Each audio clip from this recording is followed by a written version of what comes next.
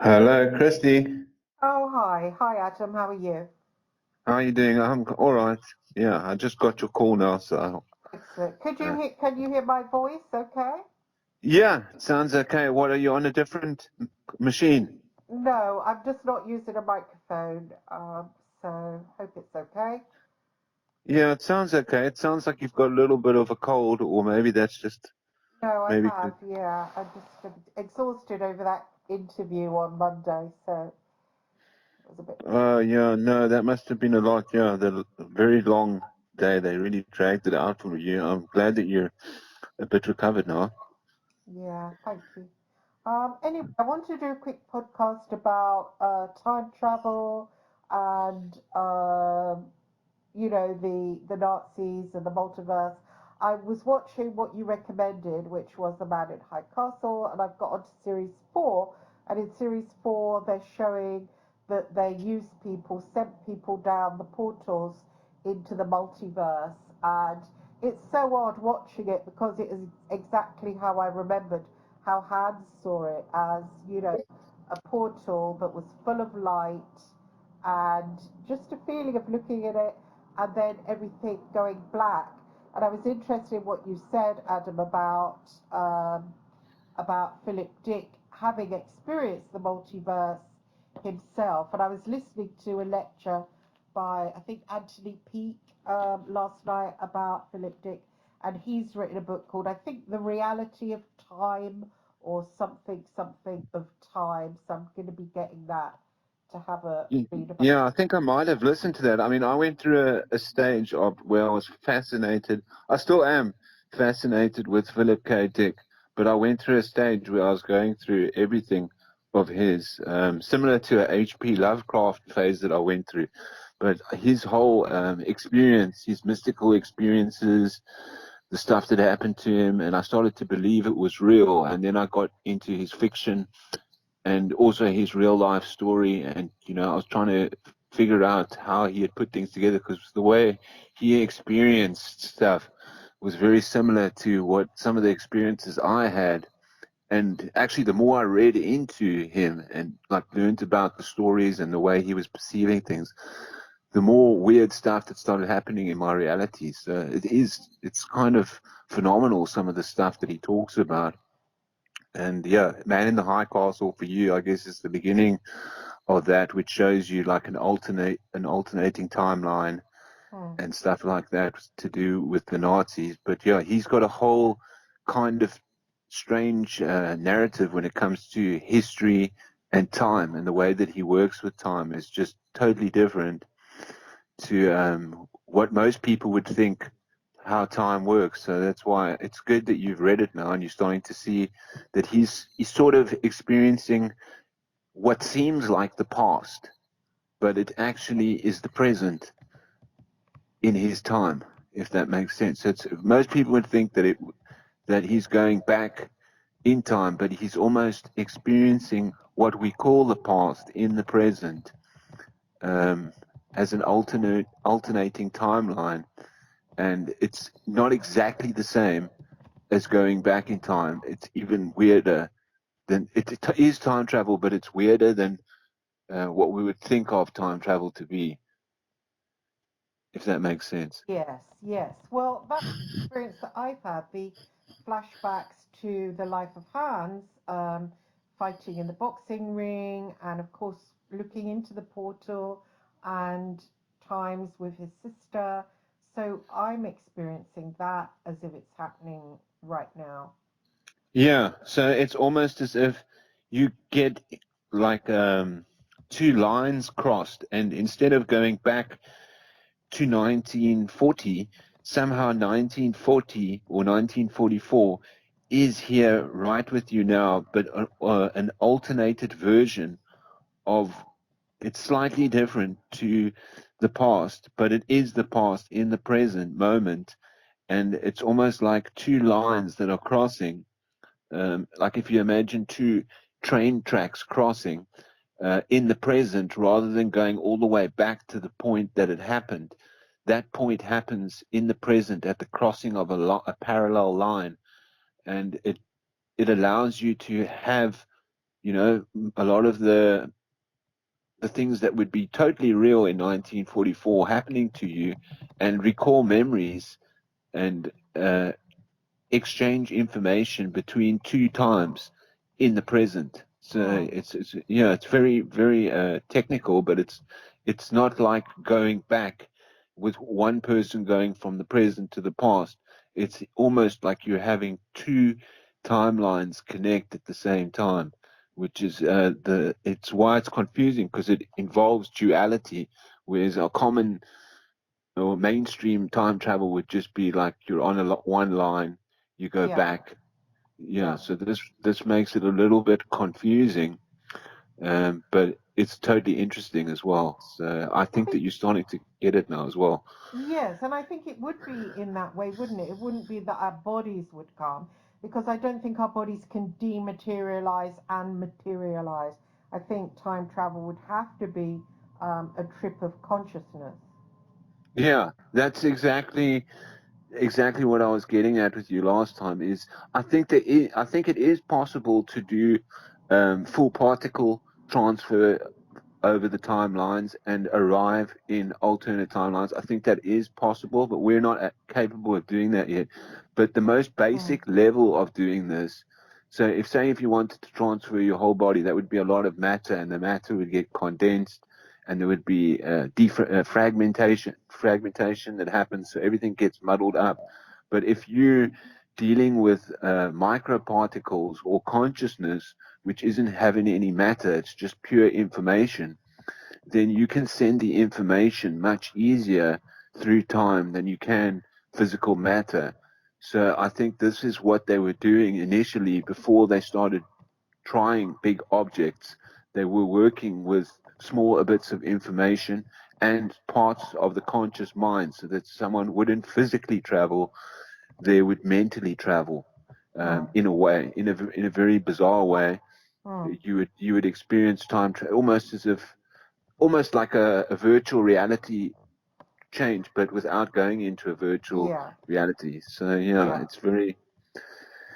it's kind of cool, but it's you have to kind of put down the bedrock for how it works. And I think now you're starting to understand that yeah, they were probably like similar to like these chairs that they talk about, where you sit in a chair and part of your consciousness gets transferred into an alternating timeline. This is what kind of happened to Philip K. Dick, is his consciousness was leaping over into parallel lines, so he would just be walking about his day, and he would have an experience or something would trigger him, and all of a sudden he would be in a different timeline.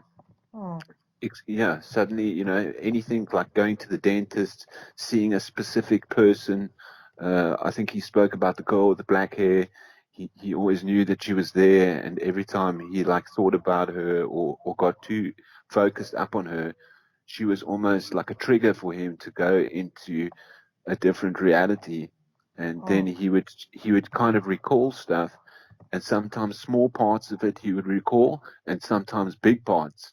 So sometimes entire worlds would appear from his recollection. He'd get an entire world, which would be a whole story and book for him, or he would just have small little experiences, and he was never sure exactly what it was. So he started writing all of these novels to try and explain it. So one of them was A Man in the High Castle, and then he also had Valis, which I was saying that you should also read, which is the advanced active voice system, or whatever, the vast intelligence. Um, he was deep into that. So he actually used to hear voices sometimes. It's very similar to some other people like Robert Anton Wilson, and some people that came out of Esalen also said the same thing. I think Timothy Leary also had this experience, and some of these experiences have come out of psychedelics. But people have connected with basically the world matrix, where this matrix system, in his case, he called it Balance, and it had a female voice, but he got convinced that it was sort of a machine that could interact with time as well, and would sometimes it would be telling him the truth, But then he also said sometimes it would actually be lying to him, and one occasion it actually lied to him. So, and he said, "Are you lying?" And she said, "Yes." So he knew at that point that like some of the information was going to be true, and some of it was going to be false, and he was getting confused, or he was getting totally. He said he wasn't sure exactly what it was, but he knew that the events that were happening to him were real, and from what he could tell, that we were living in an electric state universe that at any time could cross over to an alternating universe that would be real depending on how many people believe in it. Mm. So if enough people believe in it, that universe starts leaking into this one, and this is where he got to. But sometimes he would just leak over himself. So he would just suddenly be there. And that's where he started to, see through the gaps of the universe. It's not exactly a multiverse, which is what most people are talking about. He was talking about entire separated universes, which is a very big concept. um, it involves the multiverse as well, but like it's almost like the time that you might be experiencing might be in a totally different universe, but for some reason you've managed to cross over in consciousness, um, somehow. We can't really say how, but it happens, or it could be said to have happened. You know, Mm. So, what is a multiverse?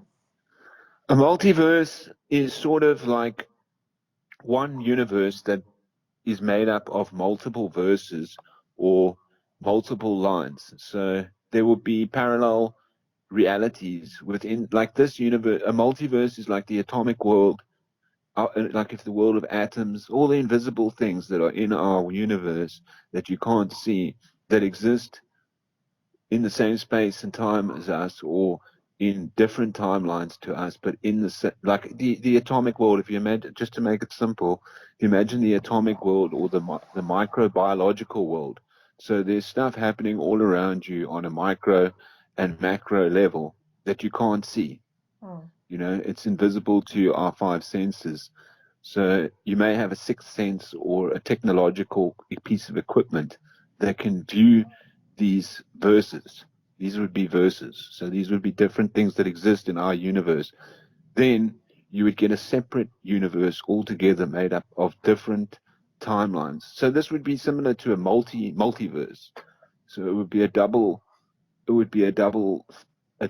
event, because it would be almost like a duplicate or a Mm. twin sister or twin brother or multiple brothers to this universe that we live in. And at some points they connect or touch. And that's when you can, or sometimes you trigger it yourself through you might have, what do they call it? When a particle of yourself is in a different place, if something happens here, it immediately happens there. So something happens somewhere opposite to here, which immediately triggers you. This is kind of how atomic time travel works. So they would separate like two atoms, or they'd separate the tachyon from the proton. A tachyon is a theoretical particle that can move faster than light, but it moves in the opposite direction. So it would basically be the opposite to something that is connected. These two opposites are connected, and by separating them, if one is changed, the other one changes without any difference in time. It's kind of scientific, but I think you can get the point. It's almost like a twin or connected brother, or maybe a virtual character that moves in exactly the same, in sync with the opposite. Both of the opposites are in sync with each other. Mm. Do you think that time, which somebody told me that time is happening like all throughout time, time is happening all at once, kind of thing? I think time is happening all at once in this universe, in this multiverse. Mm. So yes, if you think of one bubble Mm. and you call it the universe, if if you want to say surface level or talk to basic science, you say this one bubble is the universe, or you can get more technical and say this one bubble is the multiverse, which has multiple times, but they're all happening at the same time. But there's multi things happening all at the same time on the multiverse. Then you would have a separate bubble to this and say, okay, well, here's another multiverse. So that's when you say these two multiverses are connecting, Well, and somebody described it to me as a toilet roll, and there is the world and human life, and we're moving slowly through the toilet roll. And the beginning of the toilet roll is the start of time. The end of the toilet roll is the end of time. yeah, that is a possibility as well. I haven't. It's not concrete how time works. I'd say that I understand that concept. That's similar to the onion concept, where you've got layers of onion, and as you take off the layers, you get closer to the core. And I think there's some truth to it. I think of it more as time as being more like a liquid. So if you filled up a bathtub or a sink and you pulled out the plug, then time would sort of flow down the plug in a spiral kind of way. Hmm. And the bottom of the plug would be going quite fast, and the top of the surface of the water would be going quite slow. And we're on the surface. But as the time gets sucked through this plug, it starts to speed up. So as there becomes less water in the bathtub or in the sink of life, it starts to speed up and go round and round, but almost not round and round, in a spiral type of movement. And this plug leads to the whole bathtub would be a multiverse of activity.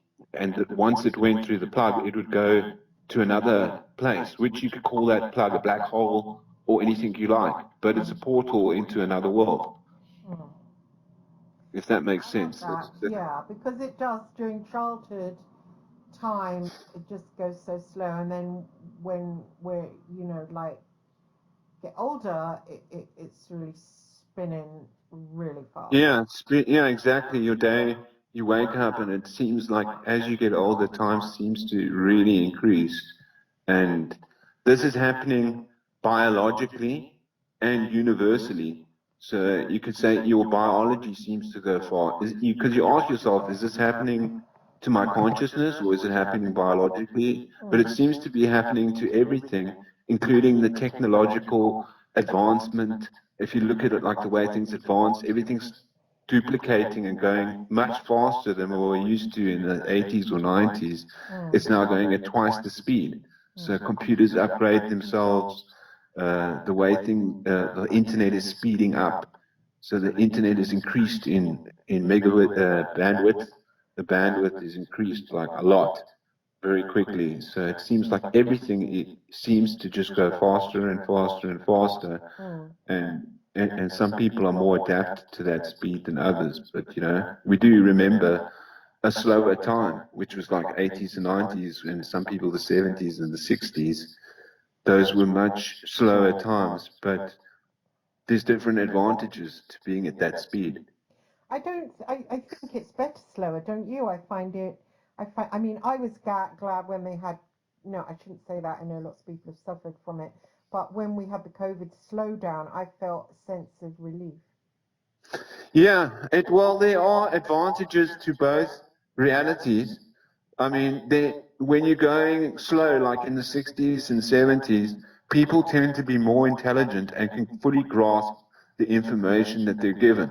So it's like you can fully grasp all the knowledge that you have. Whereas when it's very fast, there's so much knowledge that you can't fully grasp it because the speed increases the amount of information you have to process. Mm. So right now we've got, like, instead of in the 60s you'd have one book and you'd say, can you learn that book? And people would know and you'd be able to talk about it. Now you've got 100 books and you can't fully grasp all of them.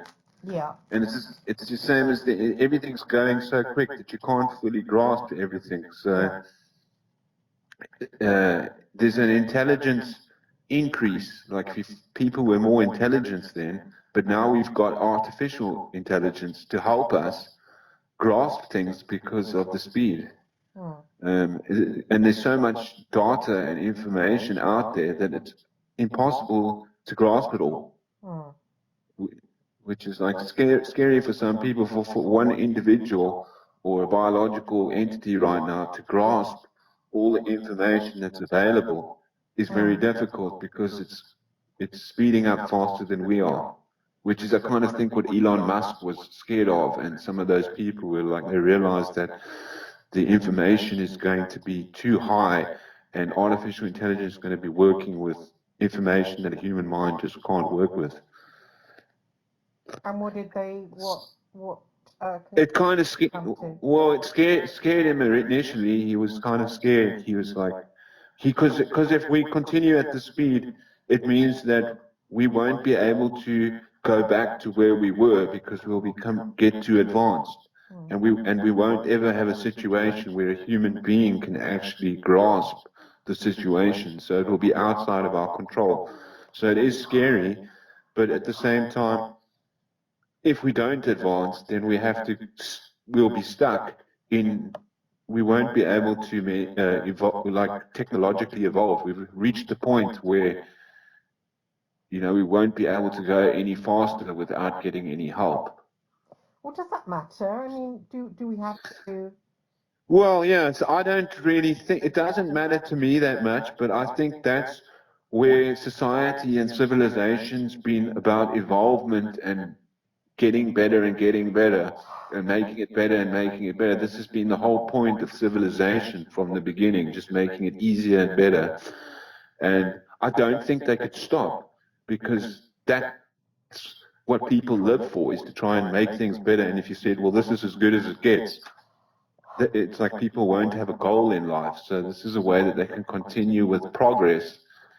Or you could, I don't think we've progressed since the 60s and 70s. It was certainly in the UK. You could, well, I'm talking about the 80s, I suppose, where you could go and get a job and go and get, ditch that job, go and get another one in the afternoon. Everything was slower. There was less traffic on the road. Now there's too many people here. It's bunged up. The quality of life is bad. It's too much of a rat race.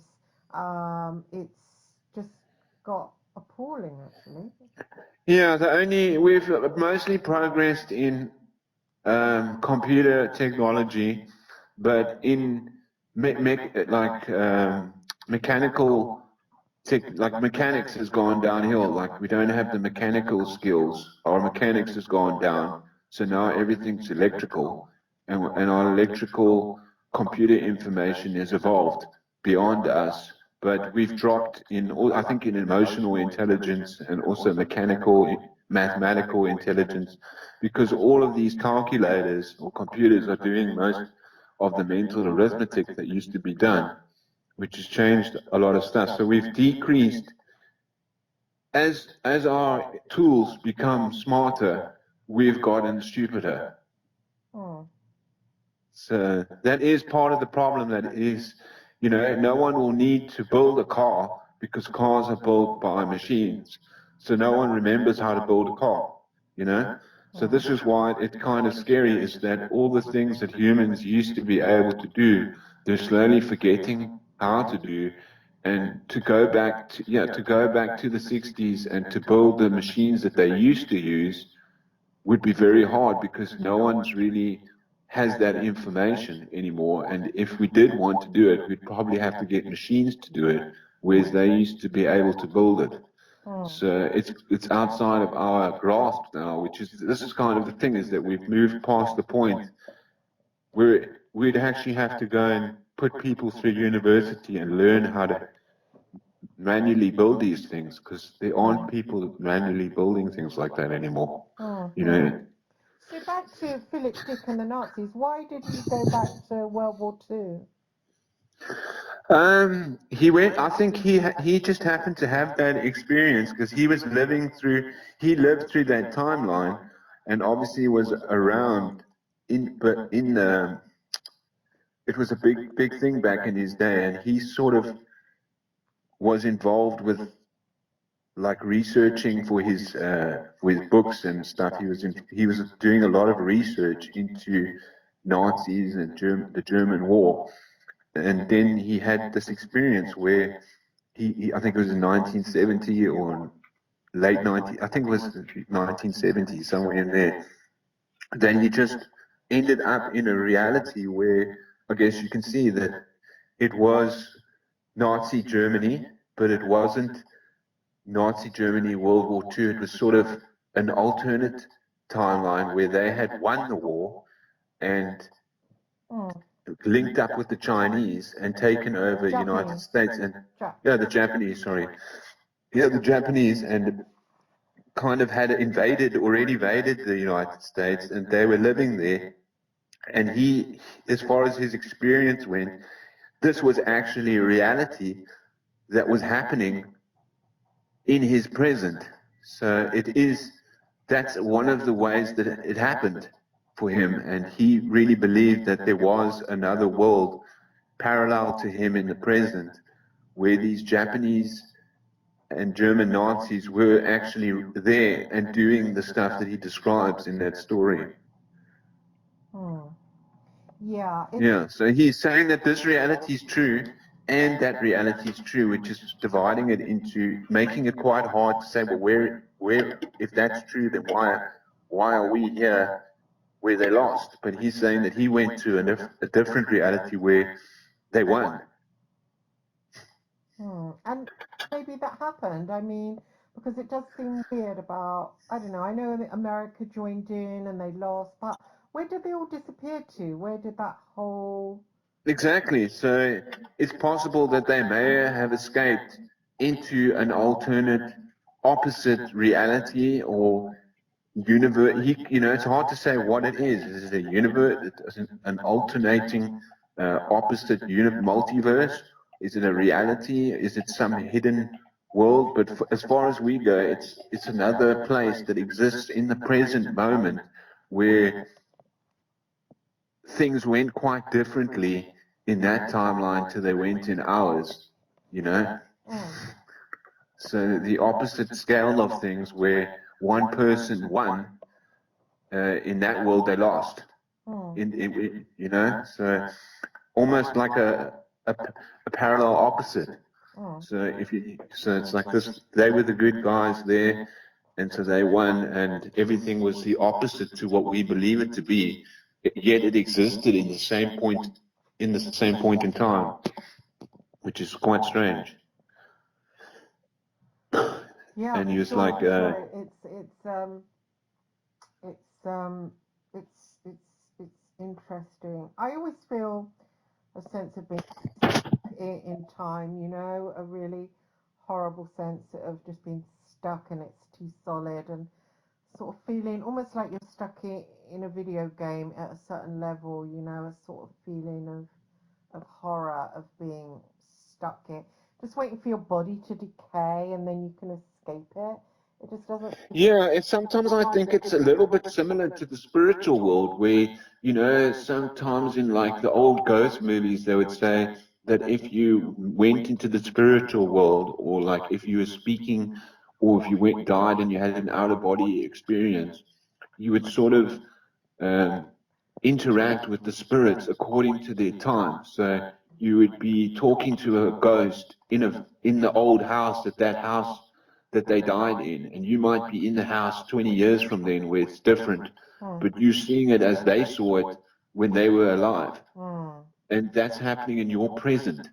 So Hmm. you're still at your place, but it's totally different because you're experiencing according to the ghost or the spirit that you're dealing with, Hmm. which is so you're not really time traveling. It's almost like they still exist in that time, Hmm. and it just go that they don't. That's the way it is for them. So it's a different way of looking at time. Hmm. But I think paranormal investigators understand that concept a little bit better. Hmm. So yeah, that's like without getting scientific, you could say it like that. Like, are dead people still in the place that they knew, Well, it's like or the are they? movie The Others. Have you seen that with Nicole Kidman? Oh, the others. Yeah, that's a very Yeah, that was a good one. That was one of the few movies that actually scared me or gave me a fright. I was surprised that you brought that up. But yeah, I think was it the others or the strangers? The One of others.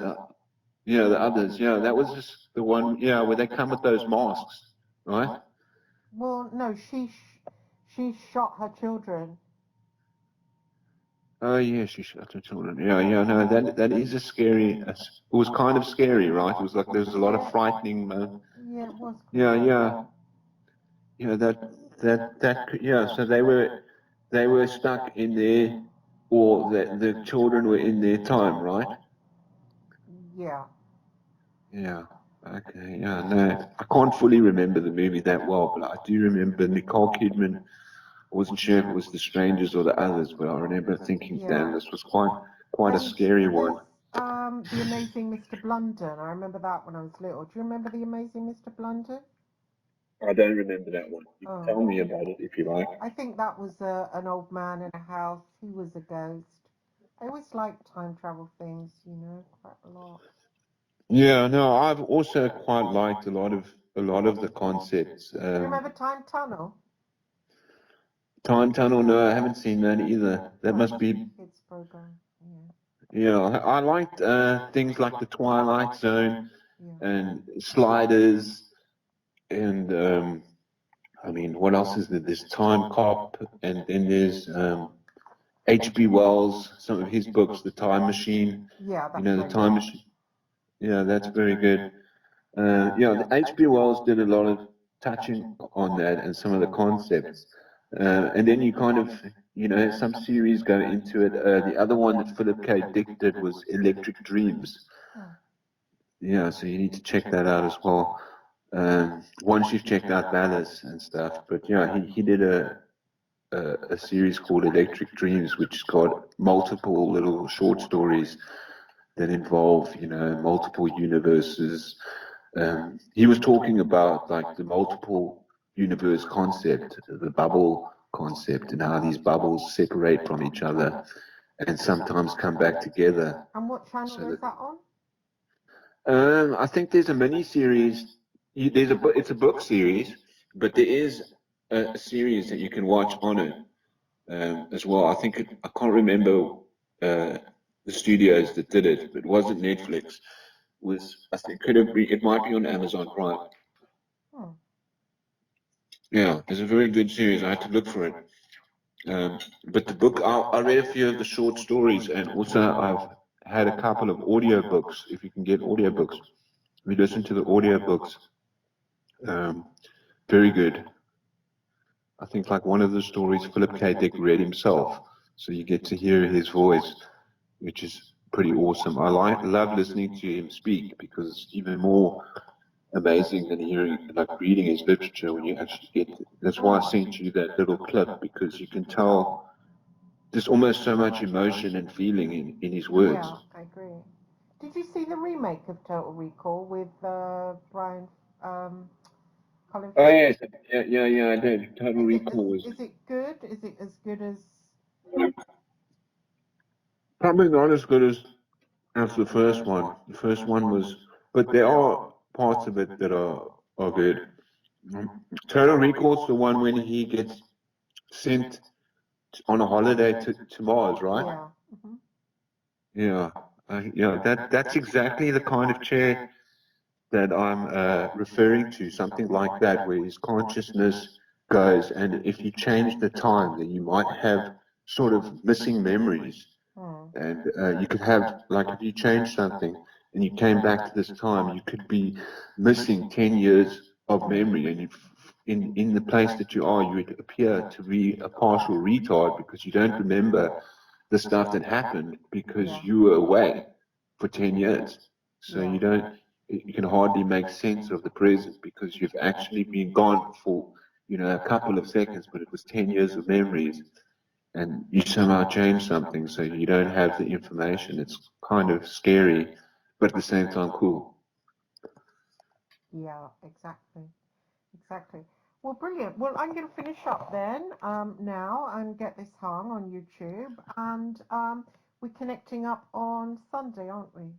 Yeah, we'll talk again on Sunday. I mean, yeah, that was quite a nice little just a little catch up that we had, Yeah. getting. I think we're kind of similar on a similar page, and you understanding a lot of the things that I was going on about before, Mm. and looking at time just from a different perspective. Not that you have to take it on as a total belief, Mm. but you're starting to see, like watching these Philip K. Dicks, and just saying, okay, well, this is another angle that you can look at it, and there's a lot of, it gives you a lot of room and a lot of freedom to move in this reality compared to some of the other versions of time travel. Yeah, yeah, of course. It's very big. Yeah, it's very big. And as you start to uncover more, you start to see how, how big it is, because it's taking everything and putting it right into our present moment. And it's putting the past and the future to some sense right here and now, and also giving us opposite realities. Yes. Total. Well, I don't Yeah. like the present moment. I mean, people, they make such a fuss about it, but it's sometimes if you really focus on the present moment, it's quite horrific, you know? You start thinking about life and it's quite Yeah. horrific. The present can be dull, but this gives us a different. It changes the way that some of the people that talk about the present and the Zen Buddhist monks adapt to it, because it means that we're never really fully grasping the present, and that there are opposite presents in our, or not in our present, but somehow disconnected. There's a present that is present that we're not always connected to, Mm. and it might be totally different to our present. Mm. And this is something you wouldn't find in Zen Buddhist philosophy or psychedelics. They would say that the present is the present. Mm. They don't. We're talking almost about presence Mm. Mm. in the plural form, which makes it very interesting. And I think that's where, when you go to the past, you are connecting to a present, but it's in the plural form. Yeah, And a lot of, sometimes I've noticed like a wider experience, like Colin Wilson, who used to be a friend of mine before he died. He described like what was it? Proust. He told me about Proust had written a book, Marcel Proust, about being outside a cafe and biting into some Madeleine cakes and suddenly having an experience where he felt his consciousness got wider and it was connected to absolutely everything all throughout time. And Colin called those things peak experiences. And I must admit, I've had that, sometimes that feeling of when you're in the present moment, sometimes in like, I might be driving and I might suddenly really feel the wheel, really feel where I am, really feel who I am. And I suppose that is connecting to the present. But I prefer it when my mind feels really expanded and I feel a strong sense of not me, but more in connection with the. yeah, that's the thing about the present, is that you get this psychedelic new age and also Buddhist movement where all is one and you're one with all. But the expansion of this is saying, well, what is beyond? Is there more than one, and is there more than all? Is there a plural to the singular? And if there is, then it becomes more mysterious, which is where I get, because I understand it's the experience you have in your car or when you're meditating, being one with the universe. I understand that. But we're talking about something that's way beyond, even being one with all time. We're talking about multiple times in multiple presents.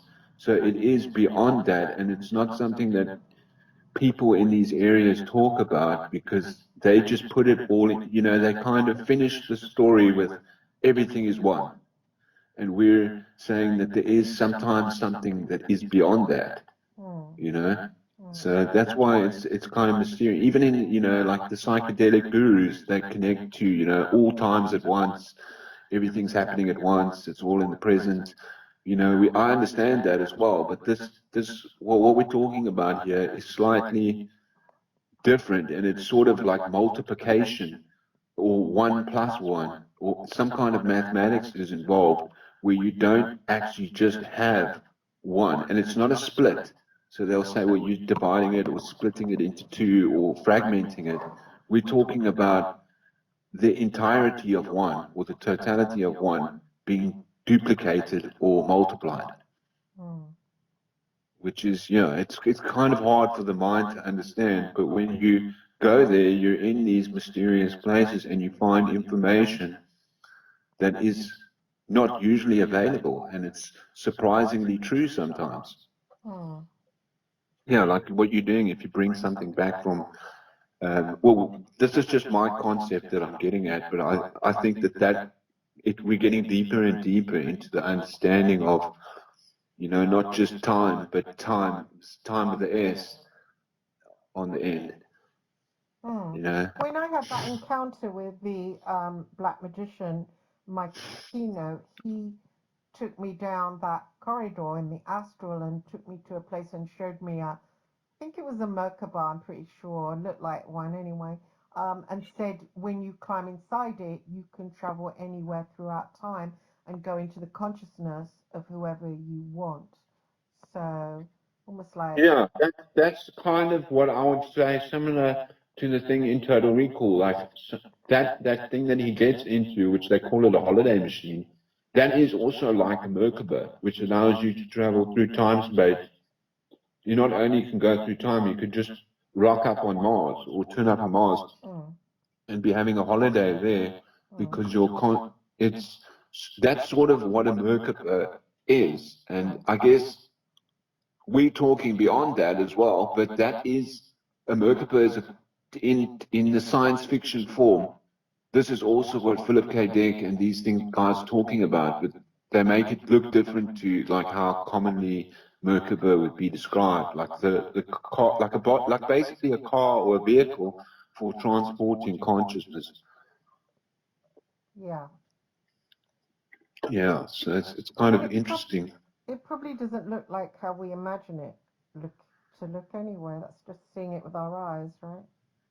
Yeah, well, there's different ways you can interpret it, and I think, you could say like you could have like some people would have like a Merkaba in like a Egyptian coffin or something like that. Some people would have it as technology. Or you could have it as a portal. You could even have it as like a time traveling car, like Back to the Future. Mm. So there are multiple ways of interpreting it, and I think that is the key: is by having more than one way of interpreting it, you allowing yourself to open up to the plural side of reality. Because if you make it a singular, it doesn't, it's not as big. It doesn't allow the same thinking process. It's like just talking about singulars. We're talking about plurals, which is very complicated Mm. because it's not divided, it's double. So people, What it's double what we conceived. I wonder what I mean. I know what a portal looks like to the underworld and a portal to the upper world shamanically, but I wonder what a portal through time looks like. I mean, I imagine probably it does then look like a shape within a shape kind of thing that you travel inside.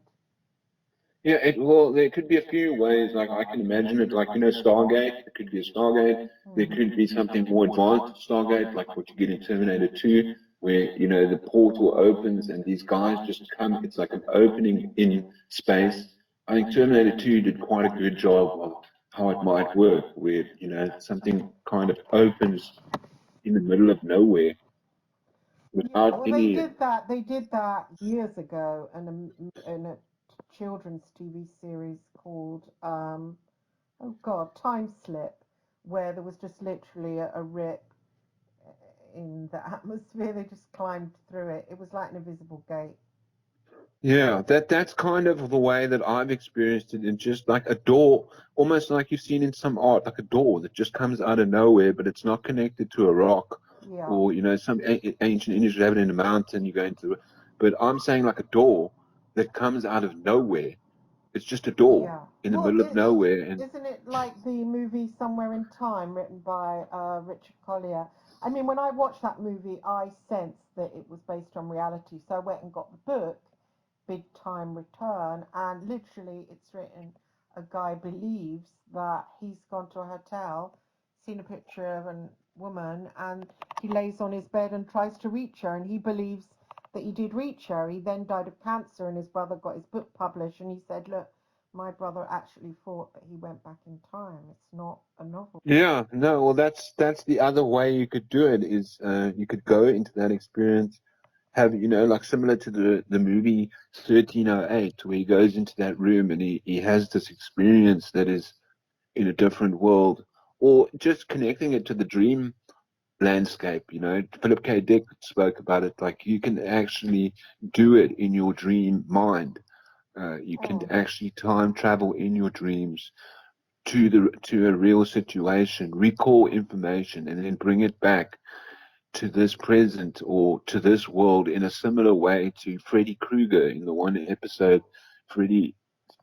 I think it's Freddy One, Nightmare on Elm Street One, where she grabs Freddy's hat and she wakes up and she's got Freddy's hat. mm, So in other words, you can bring something out that is real into something out of the dream world that does exist mm, back into the conscious world, and you can prove it. mm. Yeah. So, and there's all different things like this that happen. So the dream is all kind of mysterious, but it all leads in different ways to these same different places. You Mm. know. It's very, very interesting, mysterious stuff, and that's why I think it's interesting. Is because we're not talking about a place per se. We're talking about places that are very similar. Yeah, it's interesting. Yeah. It's interesting. Right, I'm going to watch my intake of Man in High Castle. All right. Yeah. Enjoy that. If you pick up any more clues or find anything, that'll be interesting. But I know you are enjoying it, so I'm glad that you've gotten into that. It's very. He doesn't write a weak story, so when you listen to a Philip K. Dick, it's going to be good. All right, So I knew brilliant. yeah, it is. It's deep stuff, and it's not weak at all. So I'm glad you'll probably enjoy the rest of it, and then need some more after that. But there Look isn't more any into more. There isn't any not more. not yeah not any more of High Castle, but he's written other things that are just as captivating. Mm. Yeah, other stories that I assure you, if you like that one, that's probably not his best story, according to me, but it is a good one. So you probably will enjoy some of the other stuff that you haven't seen yet, but you're Mm. getting a good I guess introduction to because Philip K. Dick. it was totally like I had experience, in the Nazi era and da da da. So that was good for me to see that. Yeah, that's why I recommended it because I was Yeah. like, this sounds exactly like one of the stories that It Philip K. is. Dick It was was talking. exactly like it. Even the room where they had that portal, it was exactly the same. I mean, amazing. Yeah, it's very good because he's taken. It's like it's not totally new age. It's like allowing you to see it through Nazi technology and the reality that he was in. They were using that kind of technology. So I was like, this sounds very similar to that particular aspect of time. Hmm. So that's why I recommended that you watched it, and now we can see that it is, and Hmm. the way that it's portrayed is pretty good. Hmm. So you're getting now to understand. It's giving you a good understanding, and perhaps we're going to get some good information out of this. Hmm. The more you get into it, and also when you start seeing his that's one of his perspectives, and then you look at his next perspective, and then you'll be able to put them together and understand. You've obviously got two different perspectives yourself. You've got the kind of the future that you could say we're in, and the past, present that you went to. And when you start being able to work with this, when you've got opposites, you can work with it and get a much broader picture, which is, I'm hoping, what's going to happen. Yes. Yes, I hope so. That would be good. I mean, given that they were probably back in World War II, they had thought of that tech. I mean, it's probably what they've got now is even more advanced, that they're not telling us peasants. We Well, they probably traveled here before we got here in 1944. So it can't be that more advanced because they might be linked to a place from 44 that's beyond here. So if that's the case, the software, and they would have the hardware needed for the time, but the software would be so advanced that we wouldn't understand it today. Hmm. So it just depends where it doesn't look like that in the pictures, but you have to remember what they're doing is very advanced. Yeah.